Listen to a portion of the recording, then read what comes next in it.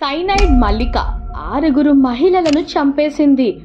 బెంగుళూరుకు చెందిన కేడి కెంపమ్మ 1999 నుంచి 2007 మధ్య కాలంలో ఆరుగురు మహిళలను హత్య చేసింది.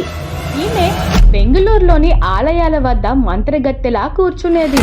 కష్టాల్లో ఉన్న మహిళలను, మూఢ విశ్వాసాలను నమ్మే మహిళలను ఈమె లక్ష్యంగా చేసుకునేది. అనంతరం వారి జీవితాలు బాగుపడాలంటే పూజలు చేయాలని చెప్పేది. వారిని నిండుగా నగలు ధరించడమే కాకుండా ఇంట్లోని డబ్బులను తీసుకొచ్చి పూజలో కూర్చోవాలని చెప్పేది. నగరం శివారులో పూజలు నిర్వహించేది. అక్కడికి మహిళలను ఒంటరిగా రావాలని చెప్పేది. అక్కడికి వచ్చిన మహిళలను తీర్థంలో సైనైడ్ కలిపి ఇచ్చేది. అలా ఆమె అనేక పేర్లు మార్చుకొని ఆరుగురిని హత్య చేసింది. వారి వద్ద దొంగలించిన నగలు అమ్ముతూ కెంపమ్మ